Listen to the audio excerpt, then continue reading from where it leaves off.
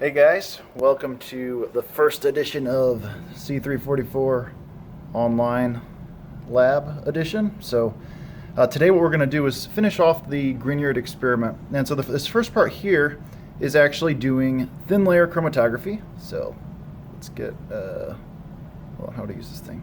Here I have it set up to do thin layer chromatography. I've got crude sample here. I've got 3 developing chambers. So this is what I'll develop the plates in. It's a beaker with the filter papers serve as a wick and a wash glass on top to keep the solvent from evaporating.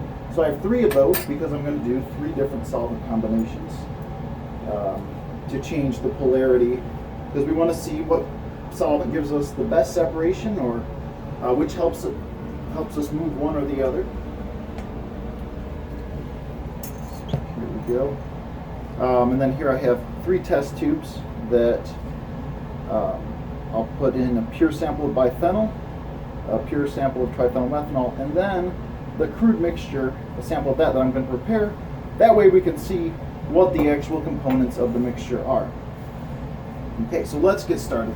The first thing that I'm going to do is prepare the developing solvents. That way, by the time I'm ready to actually put the TLC plates in, they are ready to go.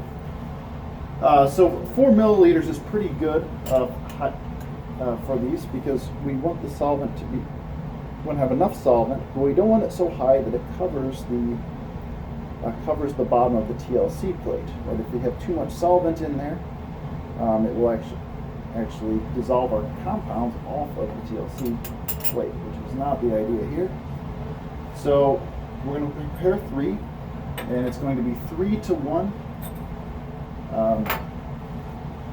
Lagrange dichloromethane. So we're going to make a total of 3 milliliters. So for 3-to-1, then I'm going to put 3 milliliters of Lagrange and 1 milliliter of dichloromethane for that developing that solution. All right, so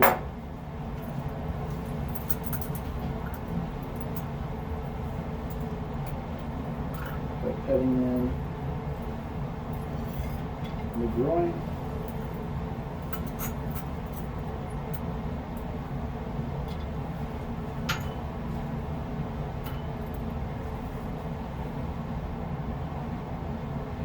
So I've gotten that to about 3 milliliters, and then I'll top that off to 4 with dichloromethane.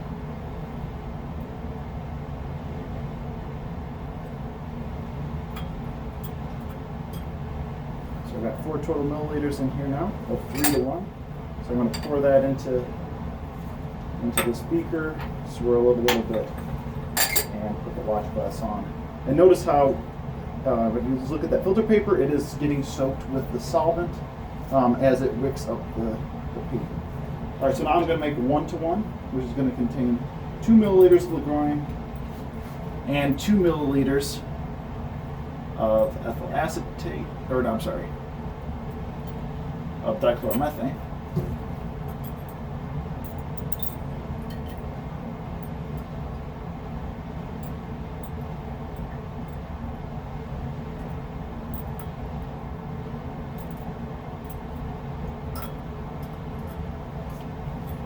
Okay, so there's 2 milliliters of each in here. That one ready to go. And now it's going to be 1 milliliter of Lagrange and 3 milliliters of dichloromethane.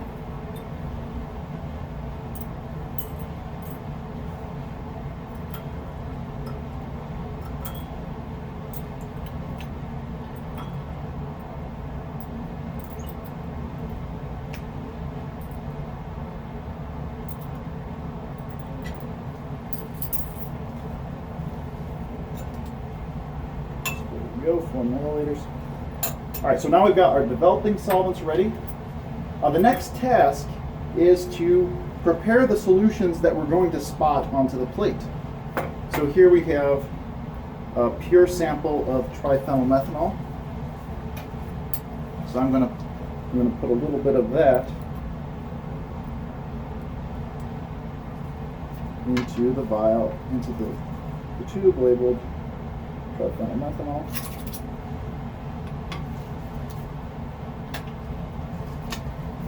And then I'm going to do the same with the pure biphenyl.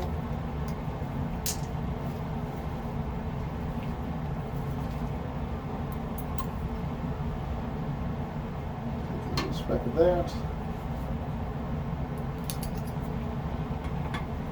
Put it into the biphenyl. And then lastly, we need some of this crude mixture. So I'm using Lucky Student's crude mixture for the purposes of this demonstration. And so we're going to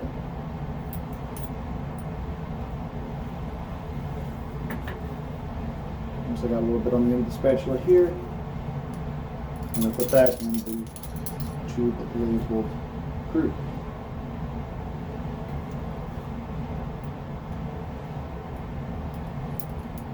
So now that I've got the samples in here, obviously I've got these solids, or this is kind of a oiled solid mixture. I'm not going to be able to get those onto the plate to apply them. So to apply them, I need to dissolve them in a solvent. And they're most soluble in dichloromethane, so I'm just going to add a little bit of dichloromethane to each tube.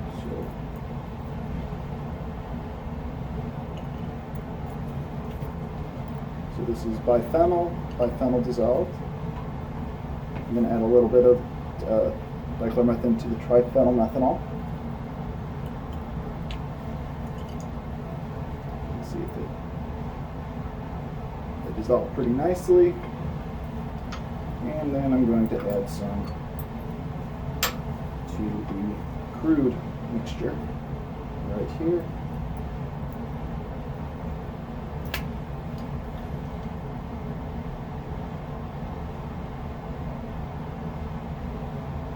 And so it's all dissolved. Excellent. So now we have solutions, which means we can apply them to the TLC plates.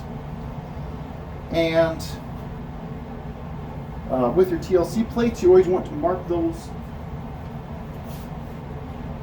with a pencil. Ideally, you want to mark them about 1 centimeter below the bottom, and we will estimate that.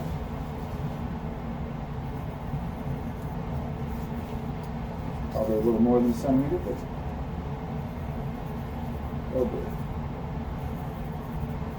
okay, so these are silica gel plates, so they have silica gel on them, and they are backed with aluminum.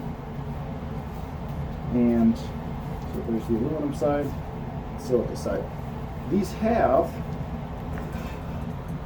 an indicator so that when we put these under UV light, they have this green fluorescence.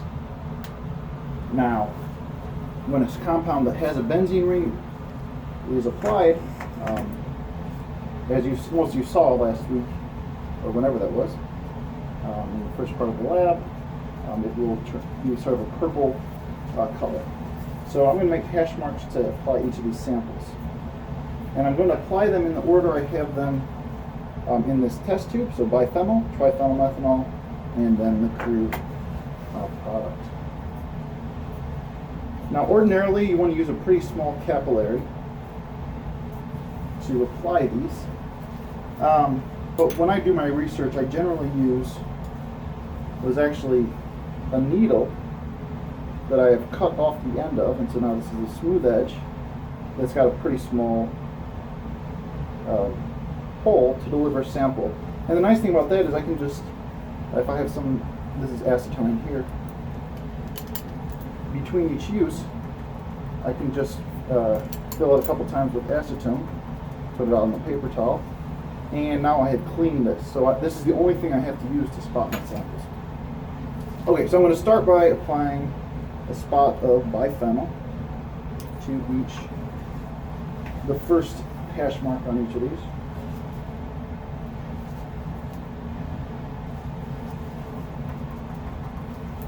Because we're running all three to see which gives what kind of different separation we get each time. Okay, so that's biphenyl, and I'm going to clean out the syringe in between so I don't end up with biphenyl in the triphenylmethanol lanes. Alright, then let's take up some triphenylmethanol, spot here, spot there, spot there.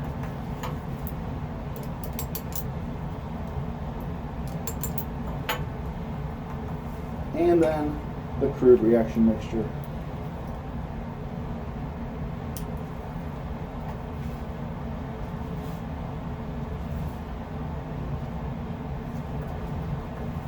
All there. Now sometimes it's a good idea to make sure that you actually put material on the plates. It's a good idea to check the spotting technique before you even run the plates. So if we go over here and visualize the plates I just did, what you can see is that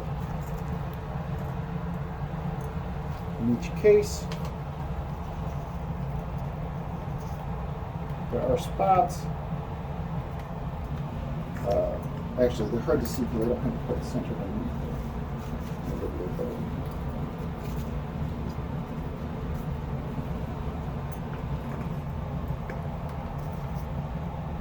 So now you can see a little better. The spots. Triphenylmethanol, you can see it, but it's always a little bit weaker. Compared to biphenyl, just some compounds show up brighter on the TLC plate, and that's okay. We can see the triphenylmethanol enough to proceed.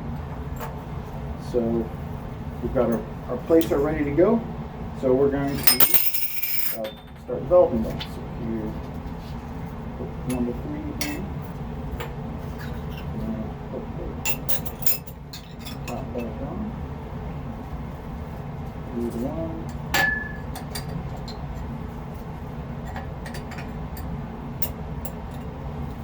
And add 1 to 1.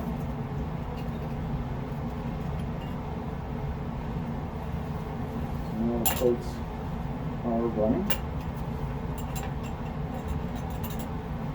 And this is where you start multitasking, and then you completely forget about your plates and you have to run them again. We'll try not to do that. So we'll just stand here and be bored while they're running. And you can see the solvent. Oh my gosh! Moving up the plate by capillary action. And so the one on the left here is moving up evenly. For some reason, the one in the middle is has almost a diagonal trajectory, so that's probably going to be a bad looking plate. We'll rerun that if we need to. And then 1 to 3 seems to be running okay. But I just want to show you keeping this level.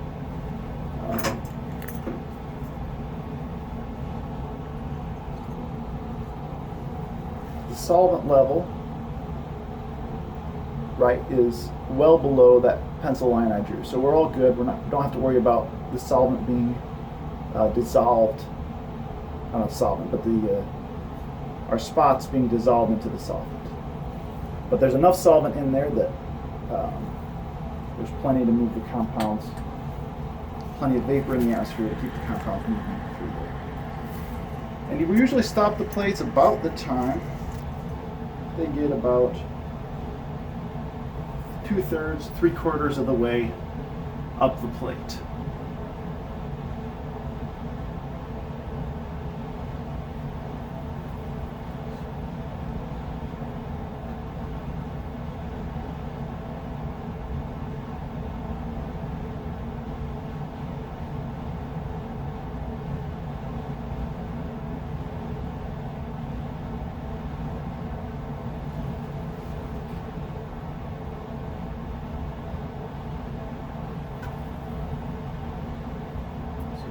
Coming along. 1 to 3 is getting very close. Now, predict which one is going to have the highest RFs overall. Because this has 1 Lagrange to 3 dichloromethane, with dichloromethane being much more polar than the groin, we predict that the highest RFs are going to be, or rather the spots are going to move the farthest on this plate on the right, and there's going to be the least movement in the plate on the left. So we'll see how that all pans out.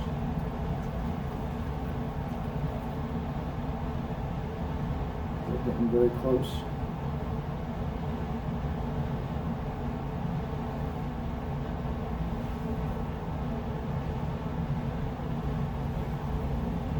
So this one's close enough. So immediately when you pull it out, you'll want to mark the solvent front. Notice how the solvent is diagonal. That's not ideal.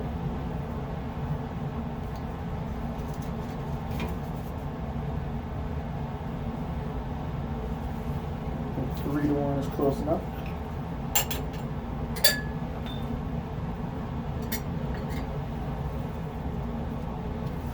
Mark the left solvent front.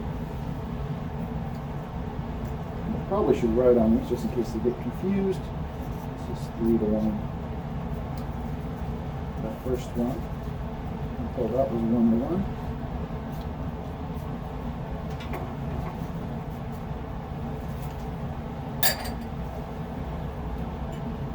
Here is the 1-to-3. So we'll mark that solvent front.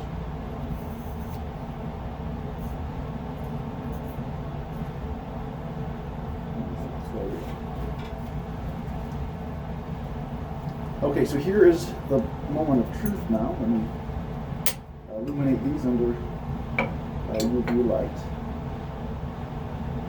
And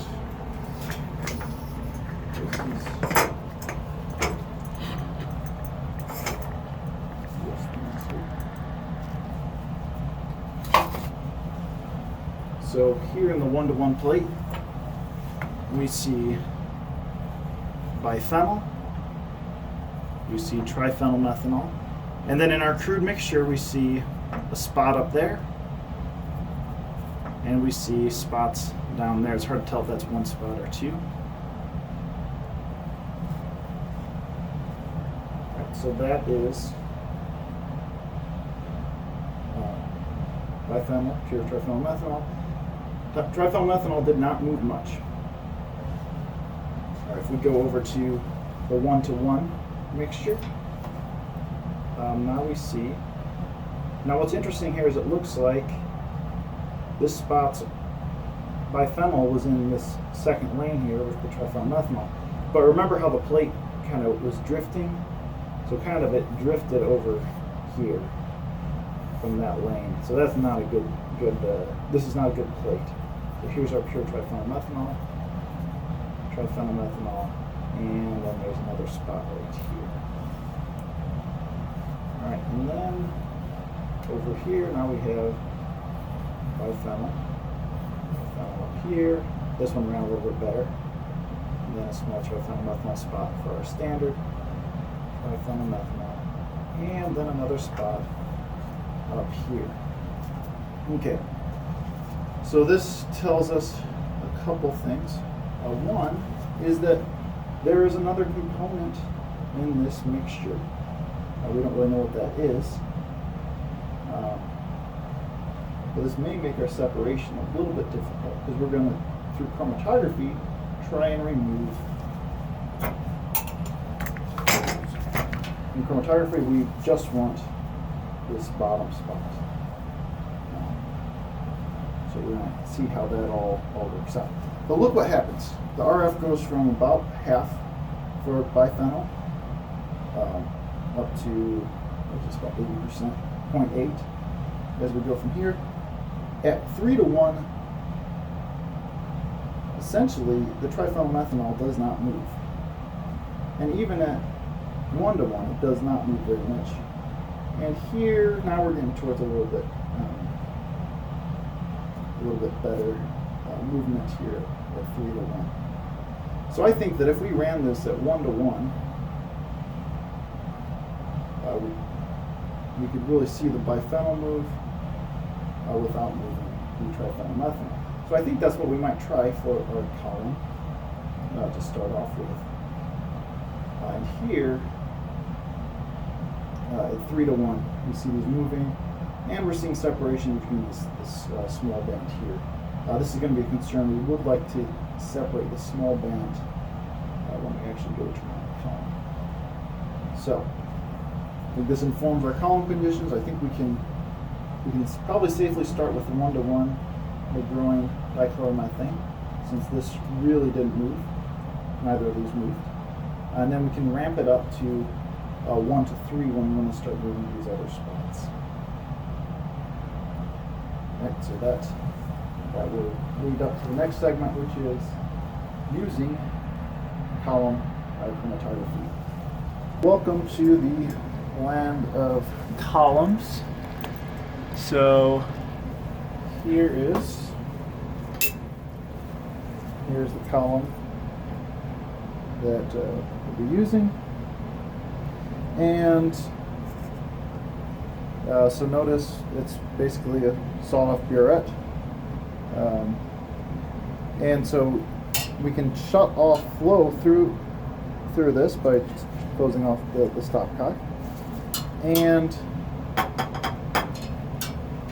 what we're going to do here is, since we're going to put this packing material, the silica, that is very, very fine, we need some way of trapping the silica and keeping it from moving through the column. So the first thing we're going to put into this column is a small amount of glass wool. This is essentially like a filter at the bottom of the column. So the goal is to kind of get a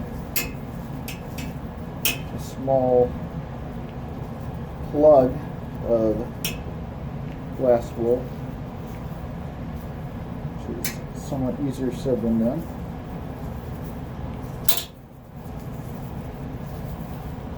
To kind of roll it up a little, that often helps.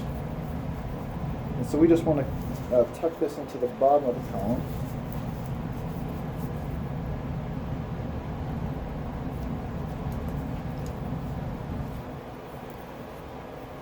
So it doesn't really want to make its way down the column, but I'm going to use this glass rod to push it the rest of the way down.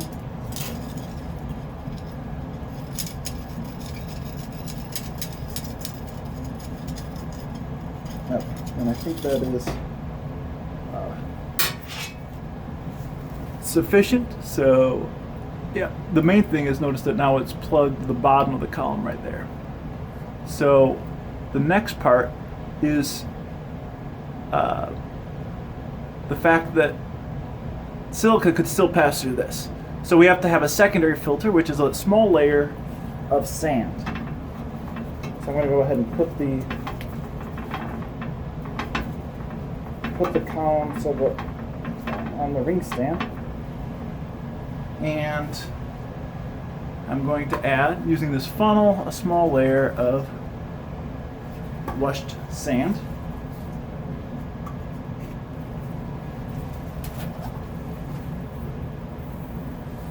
okay, and that was way more than is needed. So I'm actually going to pour that off. We only need enough to cover about a centimeter's worth to cover the sand.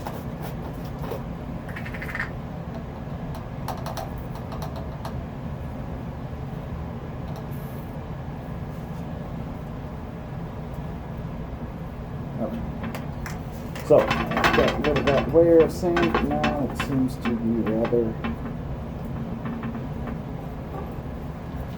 still a little bit, not quite. Oh my gosh. I may edit this out. I don't know, this is embarrassing.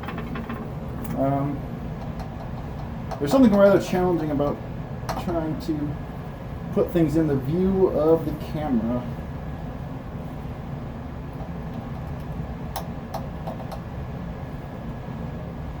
Okay. Getting close. If we have too much sand down there, if bands coming off the column are really close, they'll have a chance to diffuse together as they're passing through the sand. So we want enough sand, but not too much. So I think this is a pretty good amount of sand there. It's about a centimeter's worth. Okay, so now we've got that there. The next goal is to mix up solvent. And remember what we said before, we wanted to use 1-to-1 Dichloromethane ethyl acid, or 1-to-1 Grignard dichloromethane. So I'm going to mix up about 100 milliliters for right now. So I'm going to just pour into this graduated cylinder here. So I'll pour 50 milliliters of dichloromethane.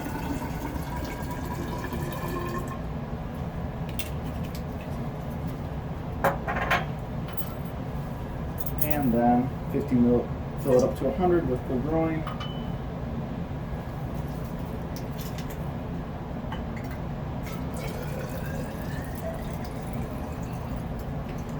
All right.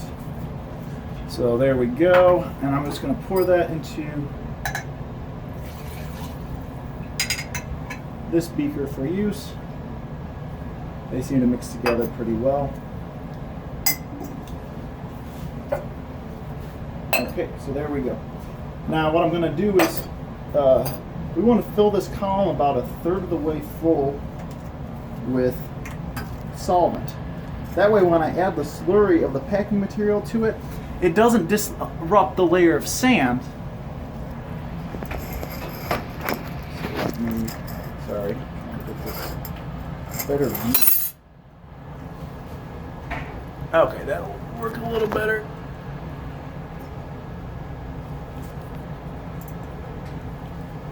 Alright, so here's our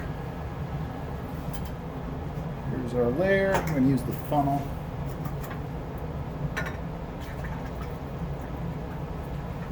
Okay, and I actually filled it a little bit too full. And so that kind of disrupted the layer of sand. Notice there's some air bubbles. We want to get those out, so we're going to drain off some of that.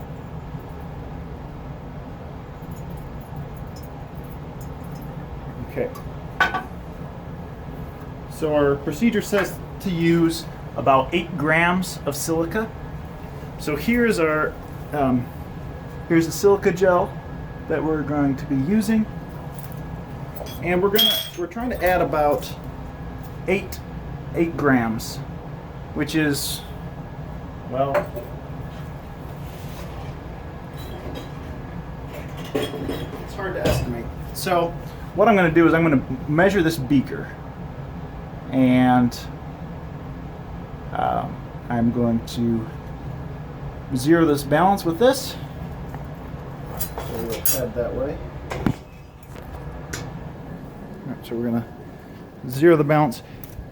You can measure silica out when they open, but it's really not a good idea. Silica is actually pretty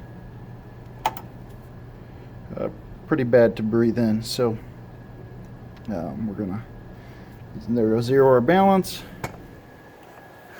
Take it back over in the fume hood. Pour out the silica in there.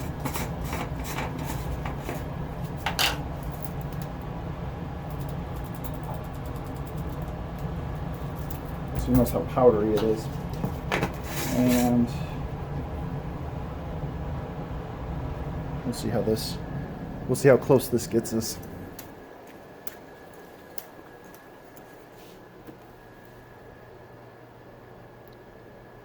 Got us to 6.7, 6.8. You know what? We'll go with that.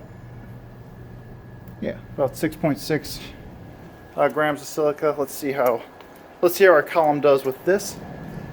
We're going to put about 1 gram of material on the column, so we might be pushing the limits of the separation, but we're going to, we'll see what happens.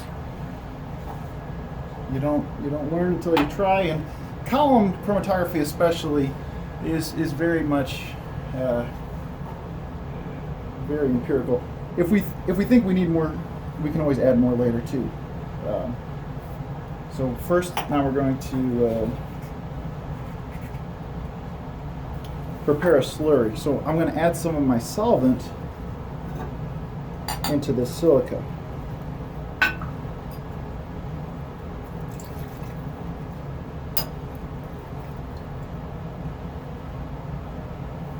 So notice now it's become somewhat of a suspension. And I can pour this onto my column.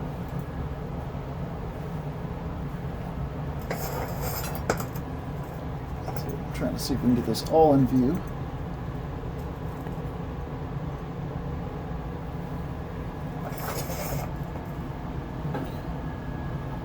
Okay, there we go.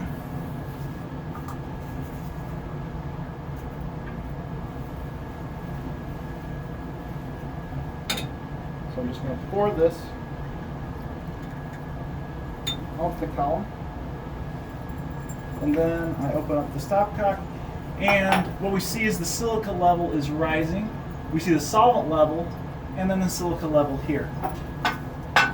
Now I notice if you look at the beaker, there's still some silica in the beaker. So I'm going to use what's coming off the column to rinse that into the column. So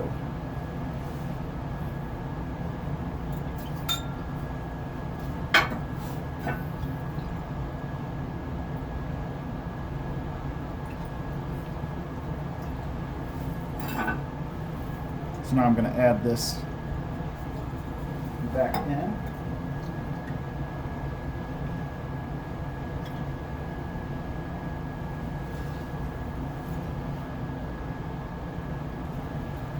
So it looks like our silica level is up to here. Once all of this settles, we'll probably be up to there. That's a pretty good height for our column.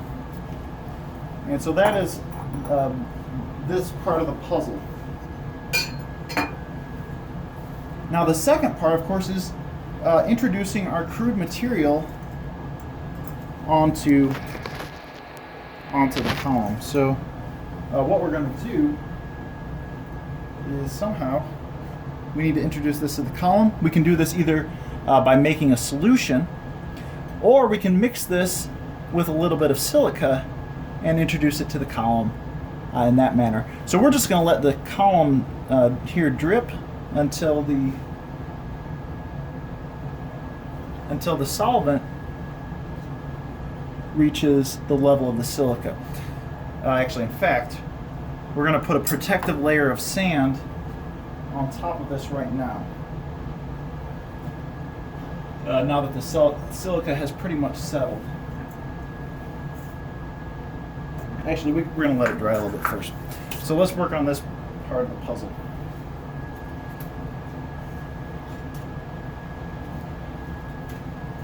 So to prepare this, what we're going to call a dry load of our sample, we're going to use this watch glass.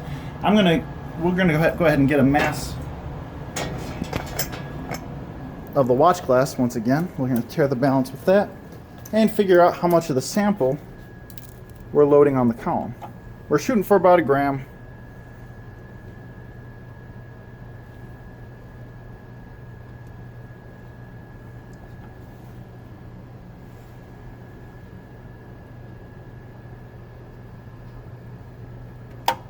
There we go.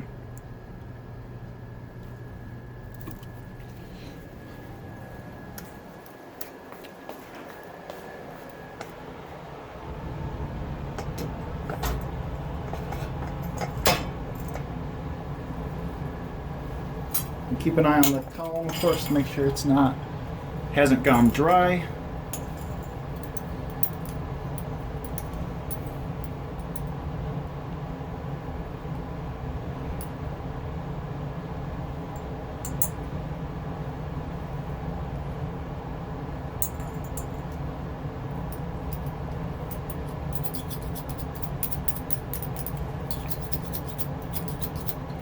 Now the sample is not entirely homogeneous, so I'm trying to mix it up and get a representative cross-section of the sample.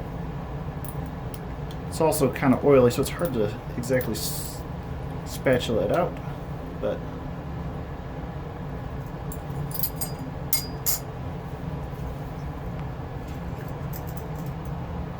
you can see here that I have made some progress on that front.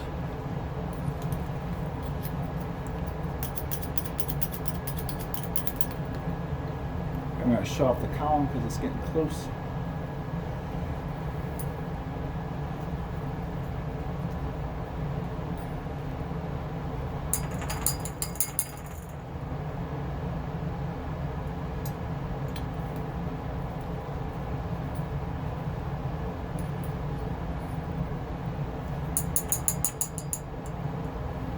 let's see what we're at in terms of the mass now.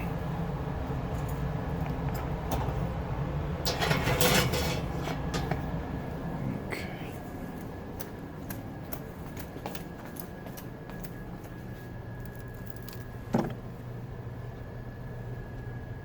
All right, we are only at 0.35. Well, this bounce can't make up its mind. 0.5-ish. So we're gonna need to add more than that.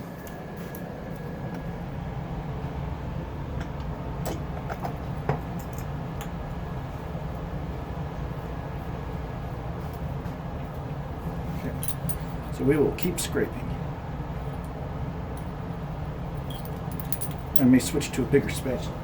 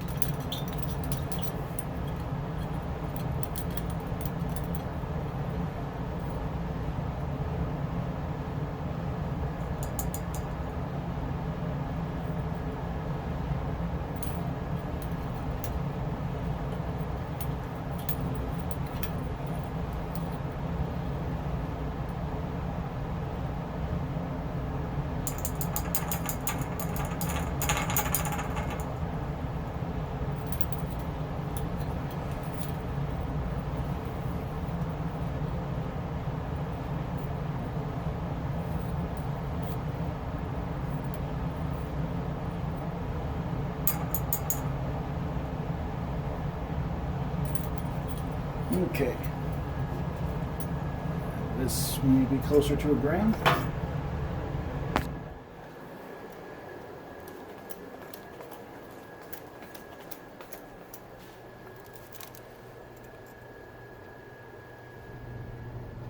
Wow, that is crazy.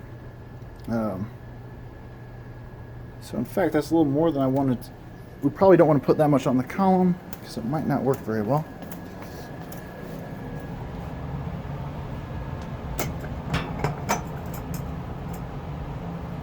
So I'm going to return some of that to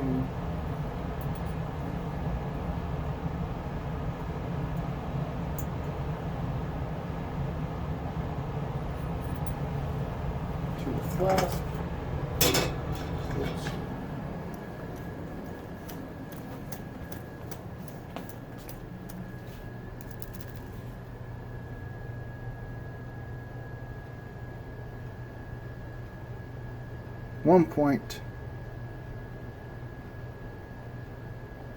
Wow, this balance is all over the place. 1.06. All right, perfect. 1.06 grams of silica or of sample. So now I'm going to add. I'll just use this residue that's on the bottom of this flask. This is silica. So I've got these two components. I'll mix these together. I'm going to add a little bit of dichloromethane, which is going to dissolve these components, and then our sample then should absorb to the silica. So I'm just going to mix these up with a spatula here.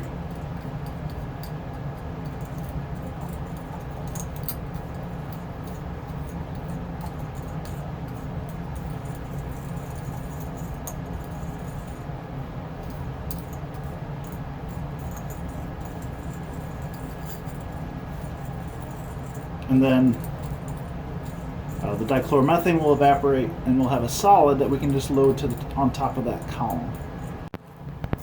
Okay, so this is dry now.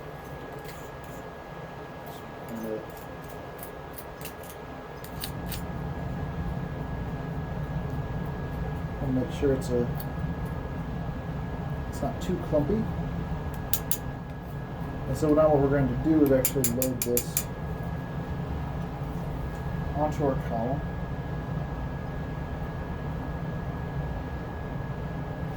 Now, in the lecture, I give you the technique of having a certain amount of sand between the dry load. You don't always have to do that. In this case, since I haven't added the sand yet and this is ready to go, I'm just going to add this directly on top of the column. You just always want to have a little bit of a solvent head on there so we don't disrupt it too much. Okay, so now I'm going to use the funnel once again to load this onto the column.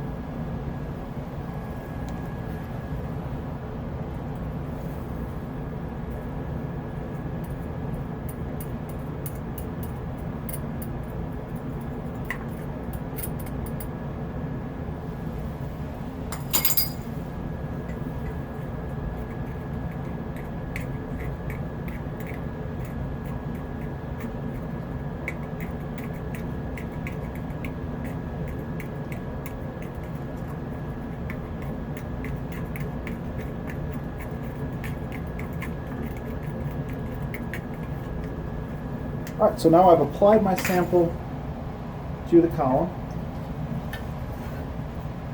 And so I'm going to let this run down just till, so notice that it's kind of soaked into the column.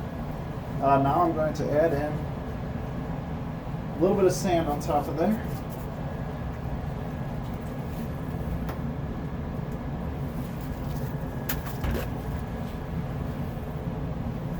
Try to be better about the sand this time.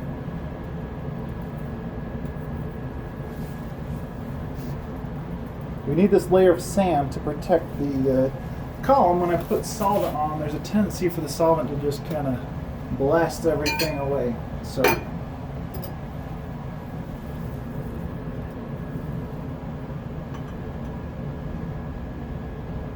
now I'm adding fresh 1:1 dichloromethane LaGrogne. Alright, so now we're ready to roll. And so now I've opened the stopcock on the column. So now it's running through. And I need to start collecting fraction. So what I have here is this tray has a bunch of small vials in it for collecting the fractions. So I'm going to start. Oops.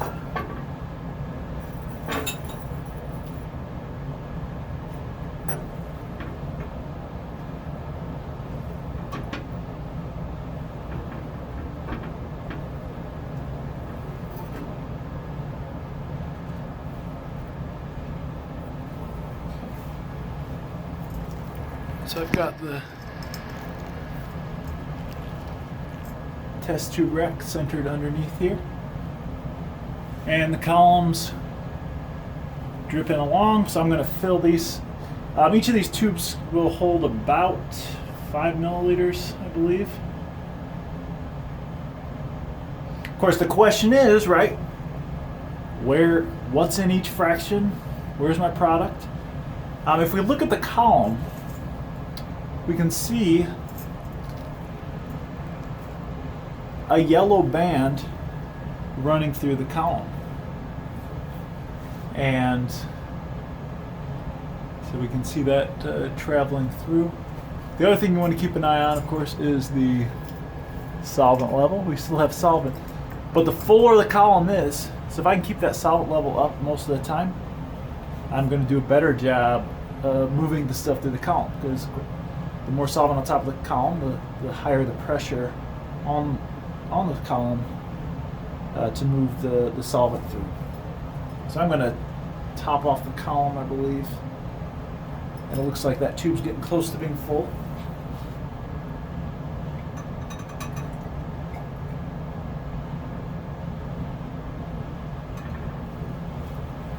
So we'll transfer this to the next fraction.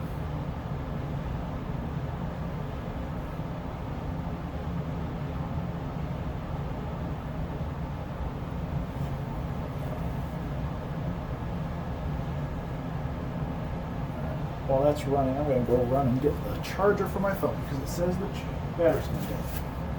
So I will get to that here shortly.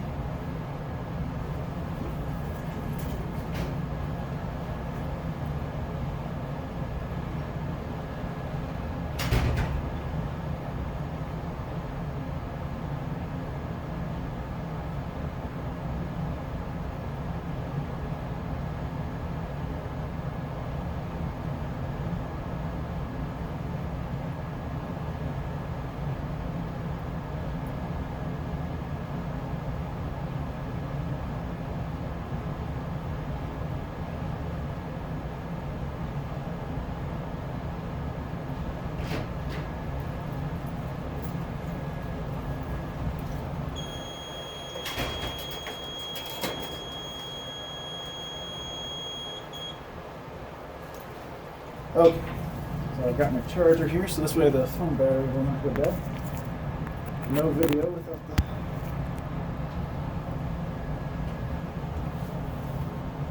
without a full battery.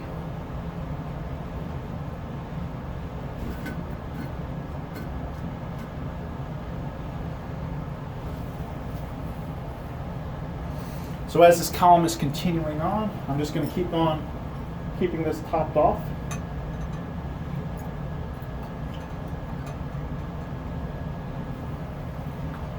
As I move the one-to-one solvent through there.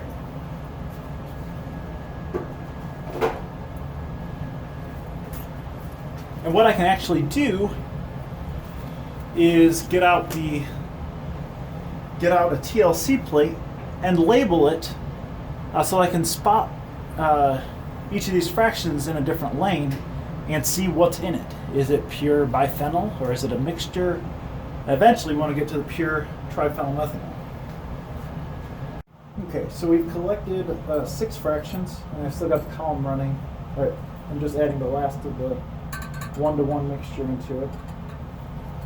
And so now we're going to, on the first 6 fractions, I'm going to spot these onto a TLC plate. And we'll see what was contained.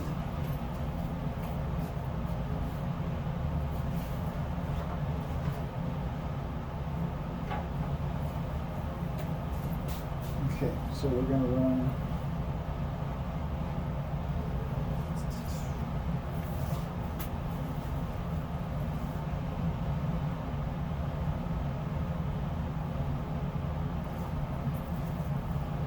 mark this. Where's my pencil? Oh, there it is.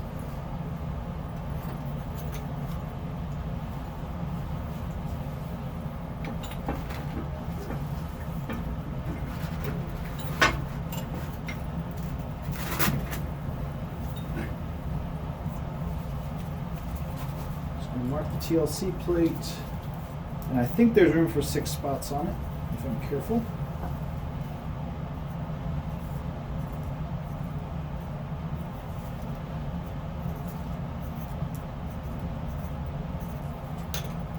So here is, there's the plate, and now I'm going to go ahead and spot those first 6 fractions.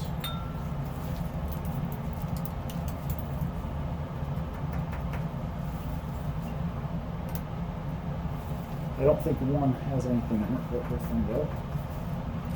So I'm just going to put 1 spot of each.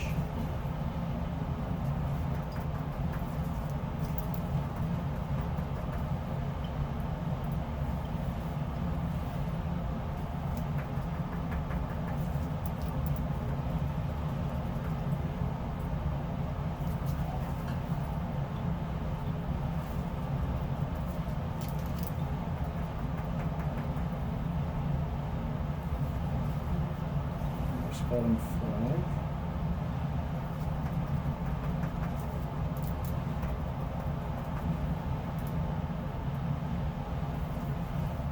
And 6.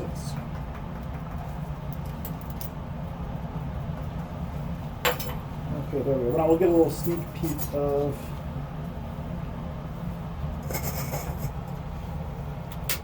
the plate.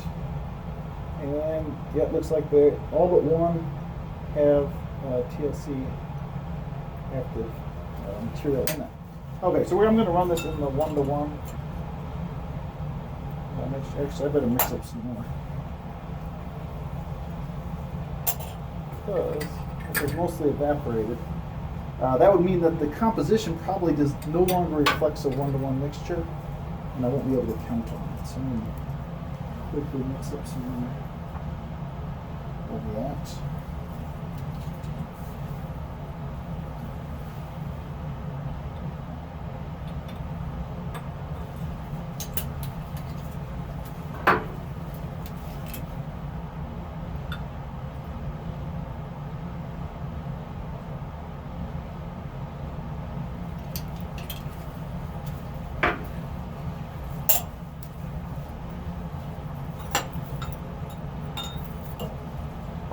Yeah, that would not have worked well. Okay, so got my chamber filled with stuff. And I'm going to put the TLC plate in there. And let her rip.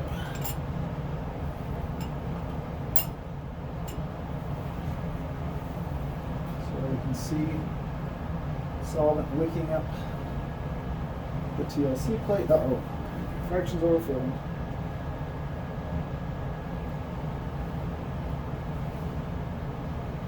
And I'm going to put the column on hold for right now. The one is I just overflowed that last fraction. And we kind of want to see what this TLC plate looks like.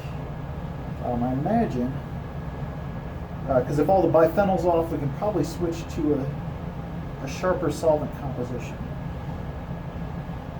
We're going to see what the lay of the land is here.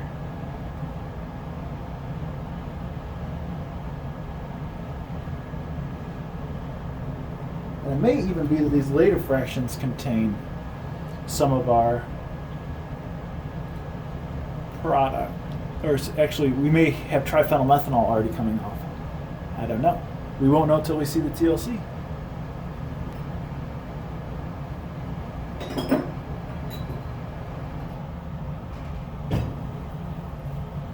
While that's happening, I'm going to tear a round bottom flask. This is a 50 milliliter flask. I think that'll be enough to rotovap down the triphenylmethanol. So I'm going to go get a mass. So this is 42.45 grams.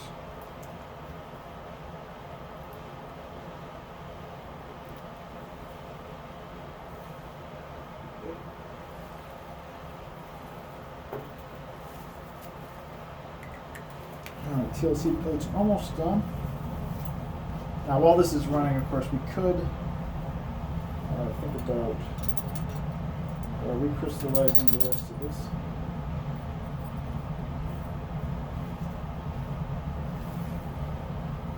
One thing I need to do is get a mass of this, because I need to figure out how much material that's in here that I'm going to recrystallize. But unfortunately, I don't know what the mass of this flask is. So I'm just going to measure the mass of all of this and then recrystallize what's inside. 63.87 grams. Okay, looks like the TLC plate's done. So when I measure the mass of that flask at the end, after I've removed everything from it, then once it's clean, I don't know how much was inside. Alright, so there's my TLC plate. Fill it out. The solvent current. And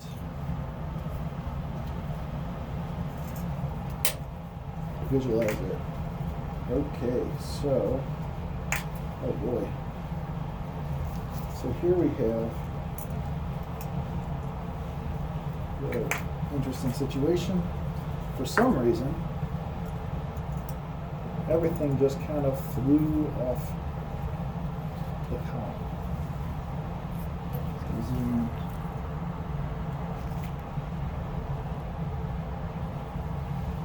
So this shows that in fraction 1, there's nothing, but fraction 2 contains biphenyl, but nothing else down here. Fraction 3 contains a little bit of biphenyl, and then a big spot here. But this may be 2 spots. I don't know, because remember we had 2 spots in our sample. But this one appears to be just 1 spot. So it looks like 3 is a mixture. So 3 has everything in it. We're not going to want to use that. But anything 4, 5, and 6 seems to be good. Seems to be pure triphenylmethanol. So I'd say we probably don't need to run a whole lot more through the column. So what we can do is I'm going to make about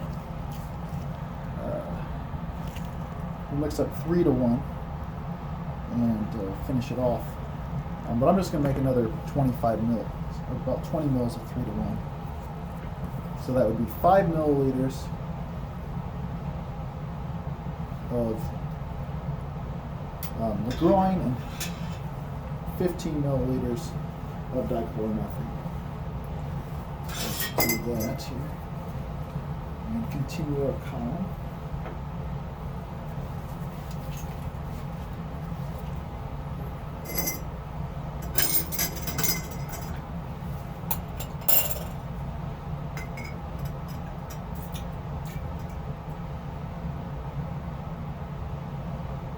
There's 15 milliliters of dichloromethane.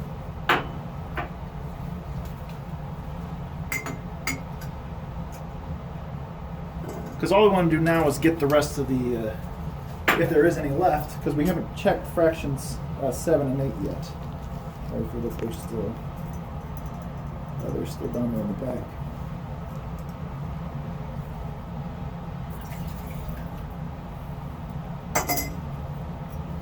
We're going to add this to the top of the column.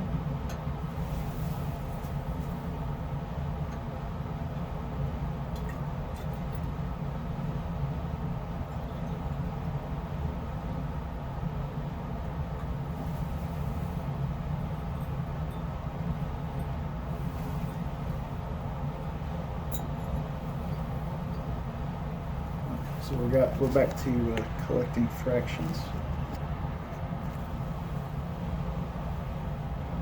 So just for a better view, there's the plate we just got. So 4, 5, and 6 just had 1 spot in them, but 3 was a mixture. So we can't use that, but we're going to combine 4, 5, and 6 as having triphenylmethanol. And in a minute here, we'll check the TLC of probably 7, 8, 9, and 10. Let's see.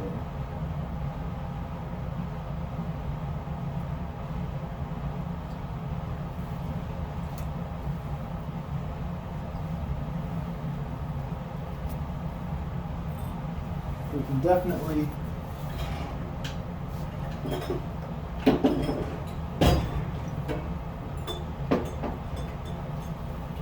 start combining fractions. So let's see, 1, 2, 3. We don't want 3, but we do want 4.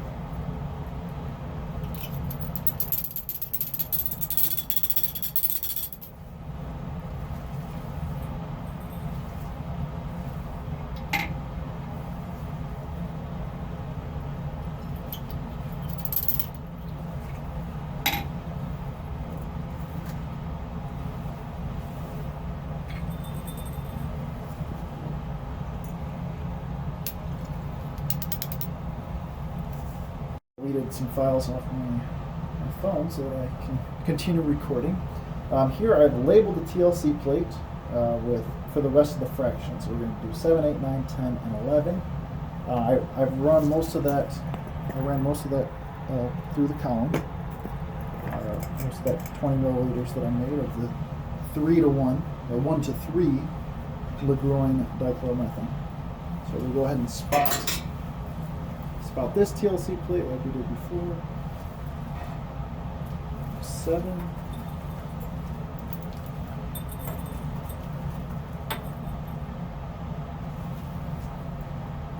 8.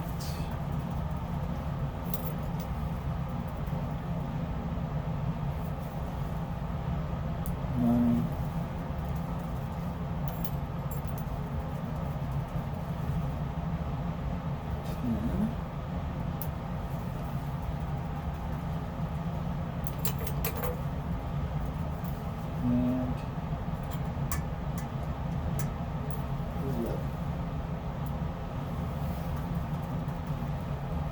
Now we can get a lot of information right here if we put this under the UV lamp, because this will tell us whether anything was still coming off the column. Right, so we get here, well, it does look like even 11 there's still a little bit coming off, trickling off. So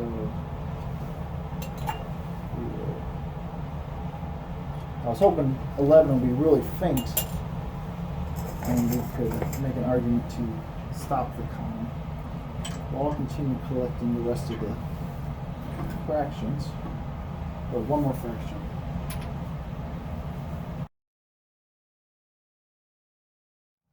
While that's going, we're going to work on this recrystallization. So we're going to add the brewing directly to the round bottom flask.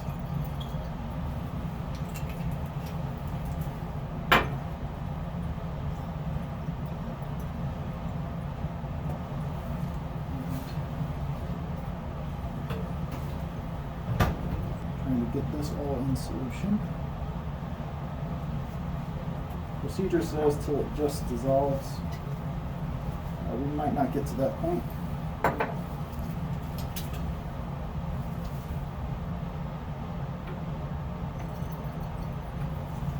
But we will settle for most of it if we can.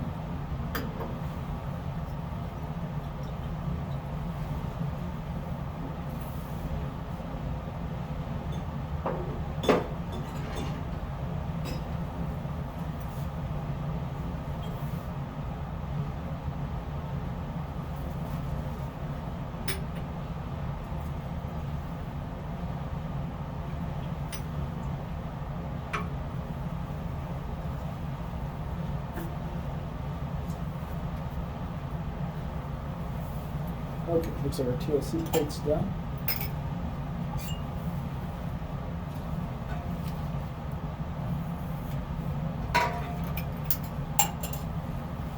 So we will visualize this and go to UV lamp.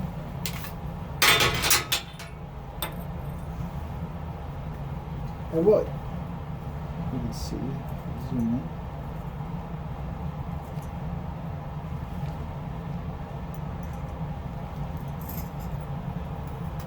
Is that by the time we got to 11, there's not much left. So you see that the size of the spot gets much smaller. So there was still a little bit coming off, but it's probably not enough to worry about by the time we got to 11. So we will mix through 10 into our flask.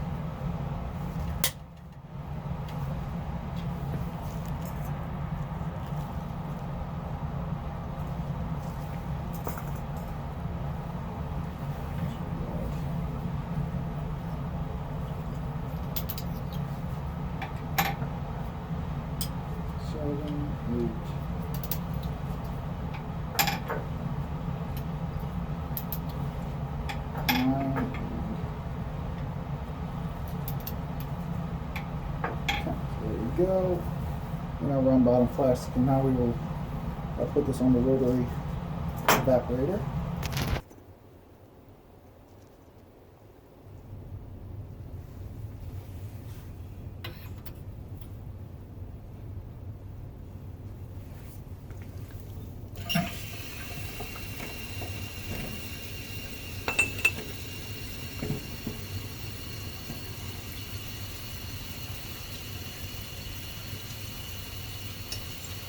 Put the cat clip on here.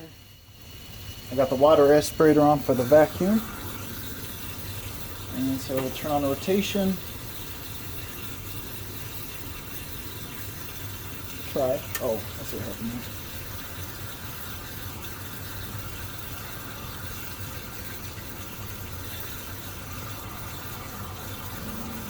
The heat's on a little bit on the water bath, and we'll lower it in.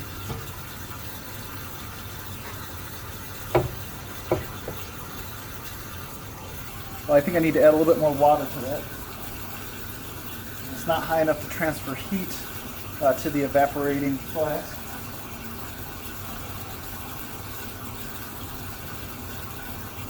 I should say the evaporating solvent. All right, so while that's evaporating, I don't know, the rotavap's not working very well, but here I've transferred the contents of the rest of the crude product into this Erlenmeyer flask. I dissolved it in Grignard. Or you see it's not all dissolved, so we're going to heat this to boiling to dissolve. We'll add more Grignard to it as needed. Grignard is a mixture of hydrocarbons, hexanes, heptanes, etc. that boil in the range 60 to 90 degrees Celsius. At least that's the Grignard we're using. So we see it's getting close to boiling. We still have some triphenylmethanol that has not precipitated yet.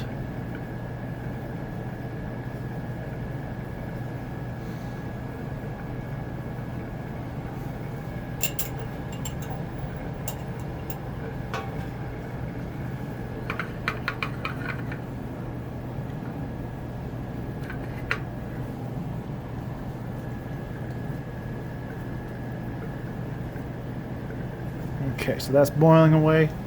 So while we're waiting, now that we know we don't really need some of these tubes, we can probably put them in some kind of a waste container.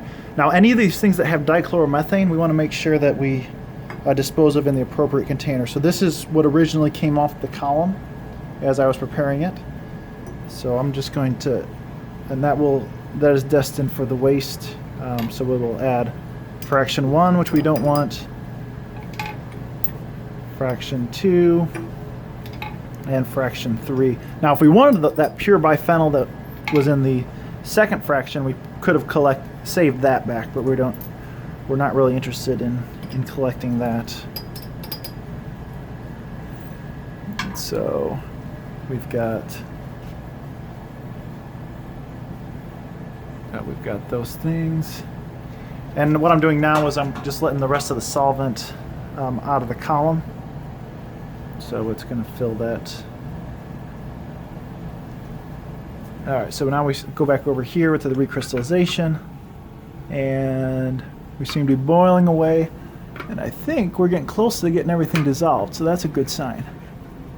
Once we get everything dissolved, I'll let it cool down.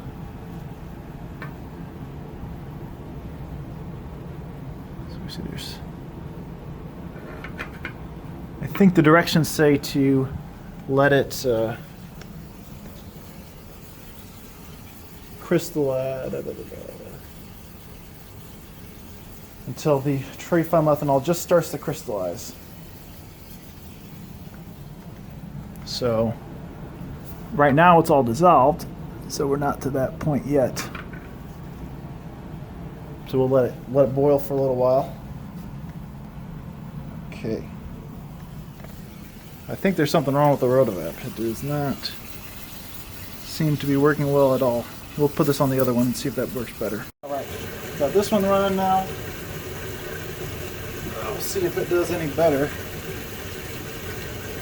Alright, because this is dichloromethane and Grignard, which should evaporate off fairly readily. Alright, so let's check on our recrystallization. So it's still clear, so we haven't started to crystallize our triphenylmethanol yet. But we might be getting close. Well, I think this might be going now. It's just very slow. Probably the seals need to be replaced in the rotavaps. Yeah, this is definitely, at least it's working now. That's all I can say. So we're getting close on that.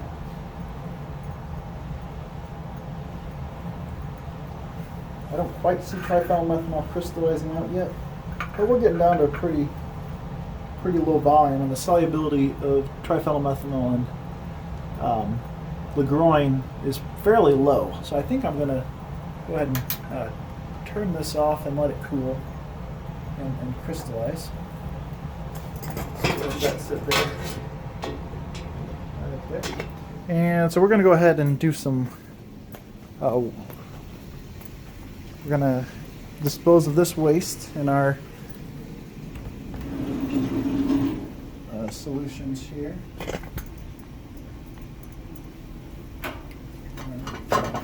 Waste container.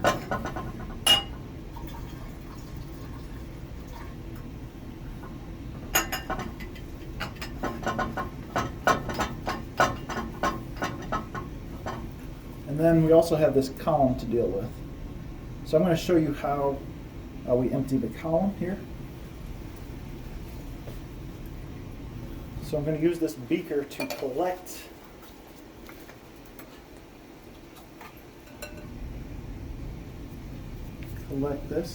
the column contents, and I'm going to connect the hose to the end of the column.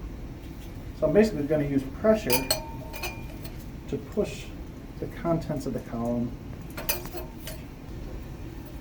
Doesn't quite reach the air hoses because the air is outside the hood. Okay, I've adjusted this now so that I can attach the hose to the air hose, or attach the hose to the air outlet.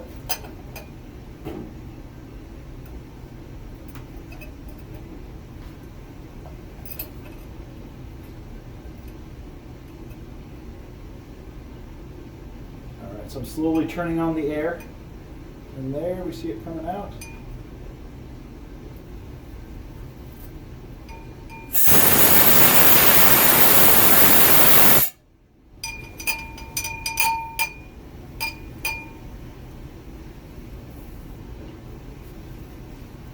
So there we go. We see everything came clean out of the column, and there's our packing material. We'll leave it in the fume hood here to evaporate, and we are good to go on that front.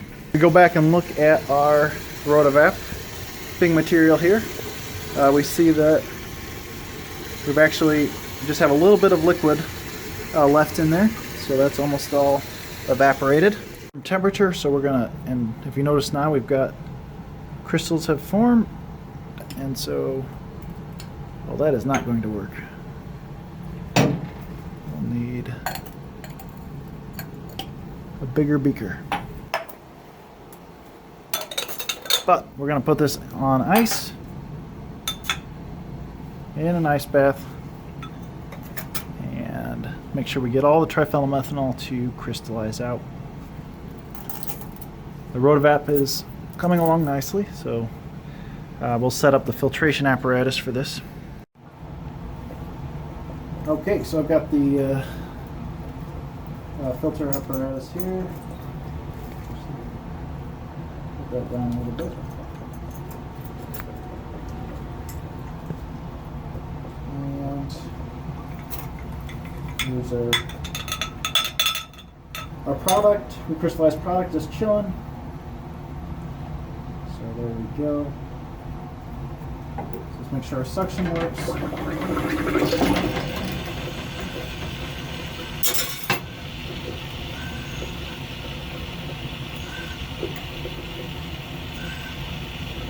getting pretty good suction there. I'll use a little bit of Grignard to wet the filter paper. There we go. And then we'll swirl this.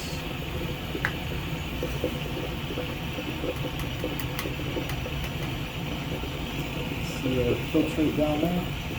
Looks like I didn't quite get it all. So I'm going to add a tiny bit of Grignard to try and suspend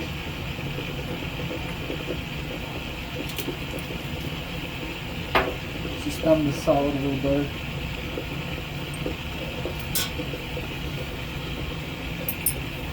A little pump there and hit with the spatula to get it mobile and pour it out of it.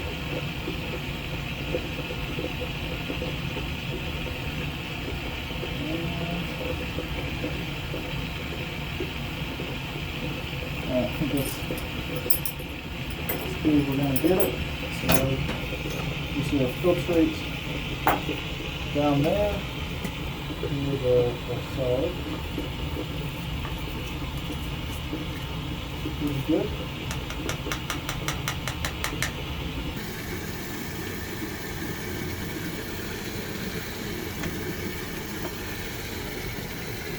What the heck? Why is there still solvent in here? Alright, to be continued. This thing does not seem to be working. Ascertained that it smells like LaGroin inside the contents, and the contents there. So I think our seals are bad on the rotovap, so they're just not pulling such a good vacuum. So I turned up the temperature on the water bath a little bit, so hopefully we'll just boil off the product in the absence of or boil off the solvent in the absence of a good vacuum. Okay, so here we've got our solid from the funnel, and it seems a little, I mean, it's dry, but there's something that seems maybe a little off about it. And then here's our filtrate.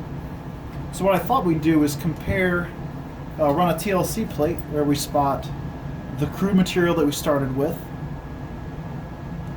the filtrate, what ran through the filter, and the recrystallized product. This will tell us, of course, do we have one spot in the recrystallized product? The filtrate, is it going to contain, is it going to contain biphenyl mostly like we expect? And we'll see how we were able to split out the mixture in the crude material into the recrystallized and solid here, and what's in the filtrate. So this means I need to make another little test tube where I dissolve some of this recrystallized triphenylmethanol in it. So there we go. Got some in here. And I'll just add a little bit of dichloromethane to dissolve it.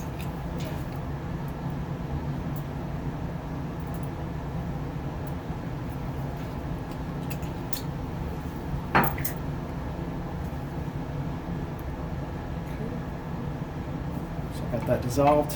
All right, so now we're going to spot on our TLC plate. We're going to spot crude.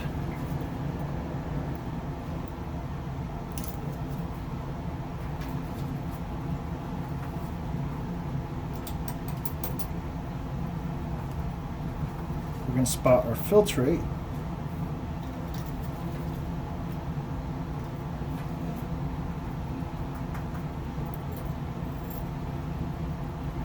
And this solution of the recrystallized material.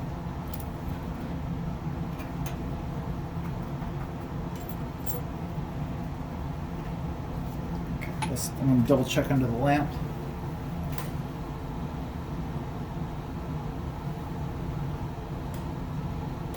All right, they all have spots, so we're good. Oh shoot! Looks like once again we're going to need to replenish the solvent in there. So I mixed up more 1-to-1 LaGroin ethyl acetate, or no, LaGroin dichloromethane, and we're going to put our plate in there to develop. Oh shoot. That wick is getting on. I'm going to trim the edge of this to make this a little thinner. Because the problem is it's touching that.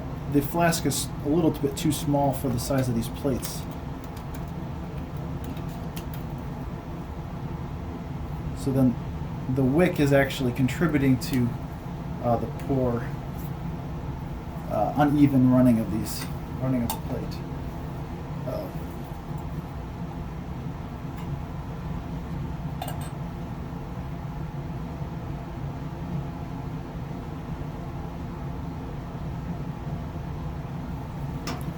Okay, it's not quite going in a straight line, so that's probably not going to be great when we go to run it.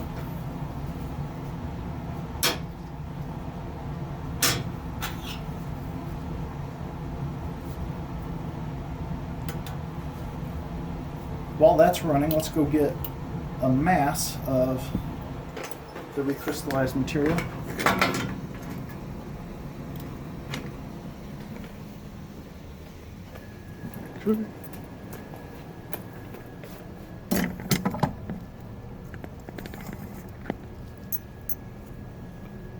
So we'll put it on this watch glass.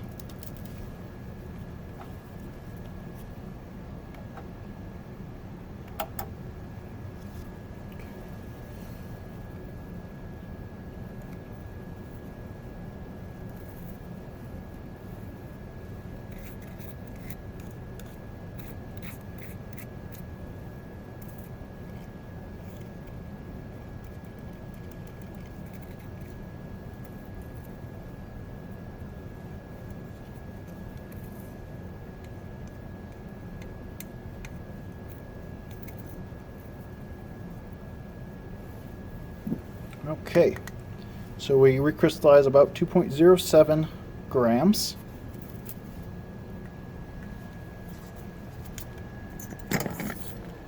Hopefully our TLC plate has not run over. So 2.07 grams recrystallized.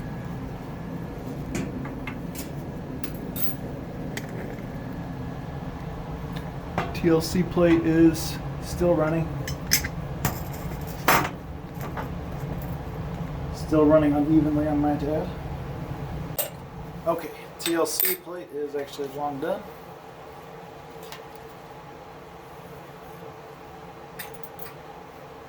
So there we go. Let's see what it looks like on our TL under the UV lamp.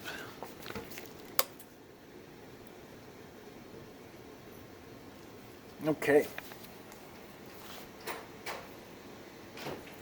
So here we see that here's the crude material and it has all those spots in it. And we see biphenyl in the filtrate. We also see a little bit of triphenylmethanol and that second spot. Actually, a lot of this, whatever the second spot is. But for the recrystallized product, it is primarily the triphenylmethanol spot down there. Here's the traced version. So you see that the recrystallized triphenylmethanol is primarily triphenylmethanol. Here is our recrystallized column purified triphenylmethanol off the rotovap. So we will get a mass of that.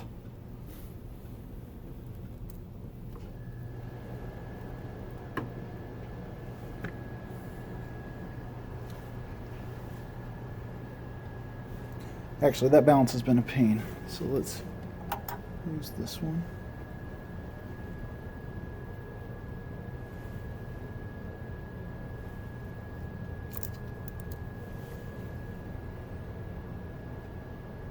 All right, for 3.20, or fourth, I'm sorry, for 3.20 minus 42.45 grams. And so that's looking at, what is that going to be, 0.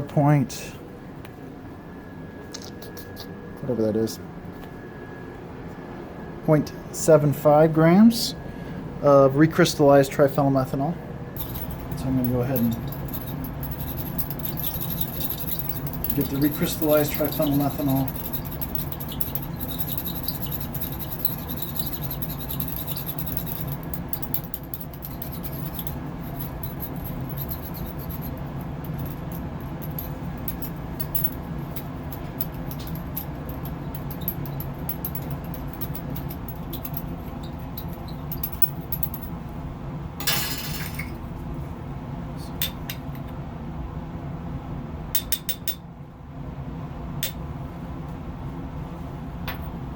So here we have recrystallized and column purified.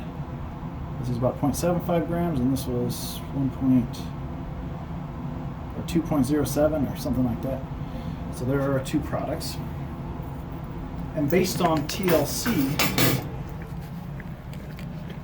right, this is the TLC of our recrystallized product. There was a little bit of biphenyl in there and a little bit of this spot that we could see by TLC. So we know that that's not pure. For this, though, for the column, right, we combined fractions 4 through 10. We combined fractions 4 through 10 and rotovap those down. And those did not show any signs of biphenyl in there. So going into this, we kind of think that it's going to be pure. Looks like maybe in this instance our column purified products is pure. So we're going to do melting point to determine that. Okay, so here we're going to get these set up for melting point analysis. So the melting point of purified triphenylmethanol is 160 to 163. That's the literature melting point. So we'll set our start temp like we usually do, a little below that. So go with 147. Stop temp will be, well, whatever. We'll stop it when it's done. So we'll hit start to get that preheating. Oh, our ramp rate is 5. Yeah, we'll leave it at 5. Okay, so we'll prepare our samples.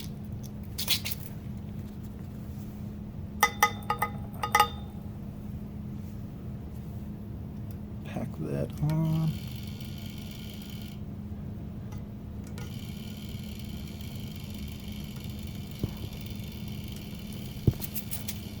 So get that packed down there.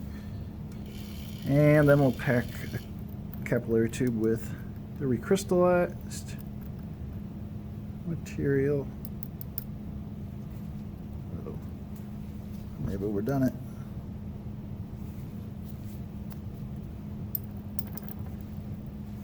We'll see. All right, so that is packed pretty well. We'll leave it on there and pack it some more, won't we?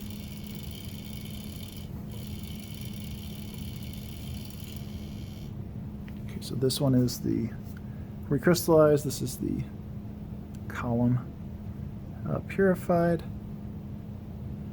There. While that's warming, we'll go ahead and use the tube, the long tube technique.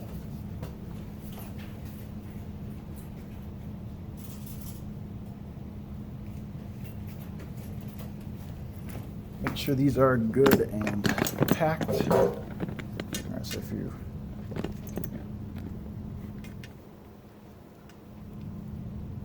we're gonna drop the tube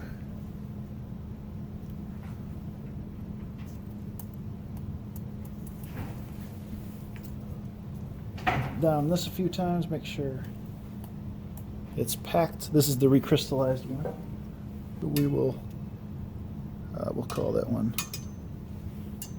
packed there. So that's the triphenylmethanol from the recrystallization, and we'll run this one a few times through the tube.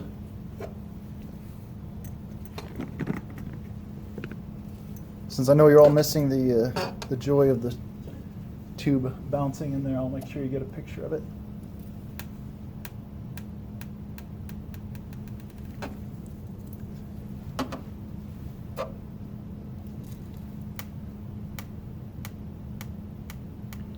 Okay, that solid should be good and packed in there. And we're up to temperature. That's more importantly. So we will proceed with our melting point. So on the left, we're going to put the column triphenylmethanol. On the right is the recrystallized triphenylmethanol. So we will hit start. Okay. So we're at 149. Not much happening yet.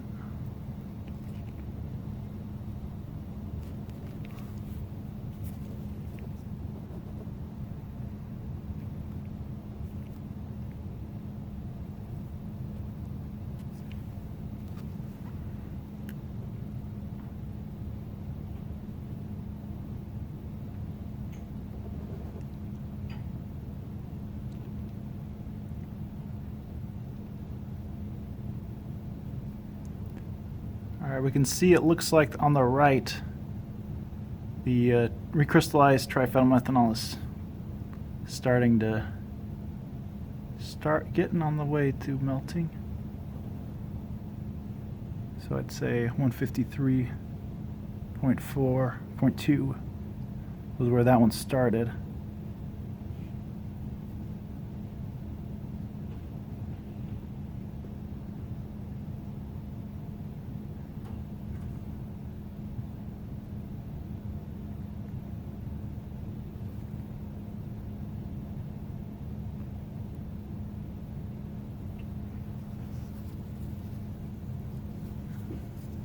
I think that's all melted. And looks like on the left now, 156.9 or so.